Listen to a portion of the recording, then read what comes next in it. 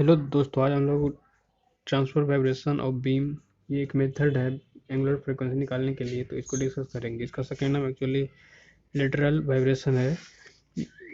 ये किसी spring mass system में जब जब रॉड का मास नहीं हो तब यूज करते हैं। तो रॉड मासलेस होना चाहिए और वाइब्रेशन जो होना चाहिए जो perpendicular to length of beam होना चाहिए। मतलब ये लेंथ है, इसकी परपेंडिकुलर अगर वाइब्रेट होगा तब इस मेथड को लगाएंगे। मतलब ट्रांसफर वाइब्रेशन तब यूज किया जाता है। तो यहाँ पे हम लोग करते क्या है कि पहले हम लोग इसका डिफ्लेक्शन निकालते हैं। तो डिफ्लेक्शन इतना हो जाएगा, ये कैंटिलीवर एक बीम है, इस यहाँ पे एक मास अटैच है। तो हम लोग सोम में पढ़ चुके हैं कि इस कंडीशन में डिफ्लेक्शन कितना होता है। तो ये होता है डब्ल्यू एल क्यू अपन 3 EI। तो यहाँ से डिफ्लेक्शन आ गया, तो इस तो यहाँ से डिफ्लेक्शन आ गया और W इक्वल टू हो जाएगा, यहाँ पे mg रख देंगे। अब यहाँ पे रेले मेथड लगाएंगे जो हम लोग पहले पढ़ चुके हैं। तो यहाँ पे रेले मेथड में होता है angular frequency under root g by delta. तो यहाँ पे डेल्टा का वैल्यू रख देंगे और W बराबर mg रख देंगे। तो इससे मेरा क्वेश्चन सॉल्व हो जाएगा। देखिए, हम एक सेकंड केस बोले या एक क्वेश्चन बोले, हम इसको डिस्कस करेंगे। देखिए, ये यहाँ से फिक्स है और यहाँ से फिक्स है। तो हम लोग सोम में भी पढ़ चुके हैं कि इधर इधर फिक्स रहेगा। तो इस केस में मतलब वहाँ तो डिफ्लेक्शन नहीं होता है, पर यहाँ पे एक एक्स्ट्रा मास लगा के मतलब हम लोग इसको डिफ्लेक्शन कर रहे हैं। और ये डिफ्लेक्शन जो होगा perpendicular to the length of beam होगा।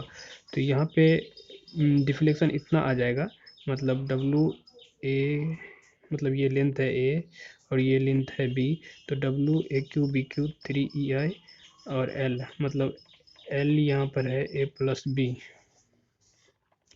L है A प्लस बी। तो यहाँ से डी डिफ्लेक्शन आ गया। एक्चुअली हम लोग सोम में पढ़ चुके हैं, यहाँ पे A not equal to B है तो डिफ्लेक्शन इतना आता है। और अगर ए इक्वल टू बी होता है तो डिफ्लेक्शन WLQ/48 EI होता है, जो हम लोग डिफ्लेक्शन में पढ़ चुके हैं। तो यहाँ पे ए नॉट इक्वल टू बी है तो इतना आ जाएगा। तो यहाँ पे ये डिफ्लेक्शन इतना आ गया। अब यहाँ पे अगर हम रेले मेथड लगा देंगे तो एंगुलर फ्रीक्वेंसी जी अपॉन डेल्टा, और ये डेल्टा का वैल्यू यहाँ रख देंगे और यहाँ पे W बराबर mg ले लेंगे। और यहाँ पे फिर फ्रीक्वेंसी भी निकल जाएगा, फ्रीक्वेंसी 1/2 पाई अंडर रूट जी अपॉन डेल्टा, ये डेल्टा का वैल्यू रख देंगे। देखिए, हम एक और क्वेश्चन लेते हैं जो मतलब इस सेम सेम थ्योरी पे है। तो देखिए, यहाँ पे मतलब इधर से ये फिक्स है, इधर से ये फिक्स है और ये एक रोप है। तो यहाँ से अगर हम डब्लू कोई लोड लगा के छोड़ देंगे तो ये छोड़ देते हैं तो ये कुछ डिफ्लेक्ट ऐसे हो जाएगा। मतलब यहाँ पे ये इसका डिफ्लेक्शन इतना हो जाएगा और ये वाइब्रेट करेगा लेंथ ऑफ बीम के परपेंडिकुलर। तो W बराबर इतना होता है, मतलब जो हम लोग सोम में पढ़े हैं कि अगर इधर से फिक्स रहे तो W इतना होता है, WLQ/192 EI। तो इसमें अगर रख देंगे, मतलब ये रिले मेथड में हम लोग डिस्कस कर चुके हैं कि WN इक्वल टू होता है under root g by delta. अब ये डेल्टा का वैल्यू यहाँ रख देंगे, मतलब W बराबर mg और तो इतना हो जाएगा। इससे WN आ जाएगा 192 EI/ml3। ये आंसर हो गया। इसी तरह से हम ये मेथड को फाइंड कर सकते हैं। देखिए, एक नया क्वेश्चन ये है कि इधर से ये फिक्स है, इधर से भी फिक्स है और यहाँ पे A not equal to B है यहाँ पे, और यहाँ पे ये स्टिफनेस डेल्टा 2 है, मतलब स्टिफनेस 2 है और इससे एक मास अटैच है। तो इस केस में हम लोग कैसे ये मेथड को अप्लाई करेंगे ये देखेंगे। तो ये इतना है तो यहाँ पे ये डिफ्लेक्शन आ जाएगा। डिफ्लेक्शन इस केस में होगा WA/B का क्यूब 3 EI/L।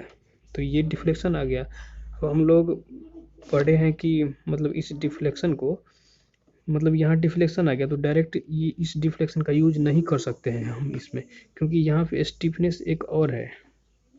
तो इस डिफ्लेक्शन को हम लोग बेंडिंग स्टिफनेस में बदलेंगे। तो बेंडिंग स्टिफनेस क्या होता है कि लोड अपॉन डिफ्लेक्शन।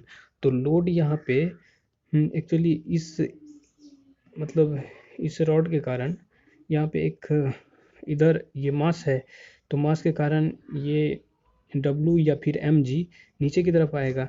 तो जो भी W या mg होगा तो लोड अपॉन डिफ्लेक्शन होता है बेंडिंग स्टिफनेस, जो हम लोग पहले पढ़ चुके हैं। तो W upon delta one deflection, तो यहाँ से बेंडिंग स्टिफनेस आ जाएगा, मतलब इसको इधर कर दीजिएगा तो 3EI L अपॉन ए क्यूब बी क्यूब।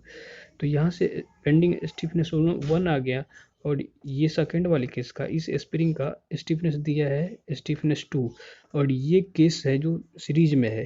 सीरीज में एक्चुअली ये कैसे है कि अगर इसको आप फिक्स कर दीजिएगा तो भी इस वाले स्प्रिंग में डिफ्लेक्ट होगा। तो मतलब इस तरह से ये मतलब सीरीज में है तो इस सीरीज में इसको दोनों को ऐड कर देंगे। चलिए थोड़ा ऐसे कर दे, सीरीज में कुछ ऐसा जुड़ जाएगा, मतलब 1/स्टिफनेस 1 + 1/स्टिफनेस 2। तो ये वैल्यू आप स्टिफनेस निकाल के अगर आप यहाँ रख देंगे, मतलब WN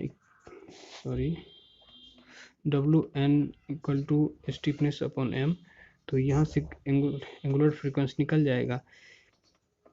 तो आई होप कि ये क्वेश्चन आपको अच्छे से समझ में आया होगा। अब हम नेक्स्ट वीडियो बनाएंगे डैम्पर पे। तो आई होप कि आपको ये वीडियो अच्छा लगा होगा।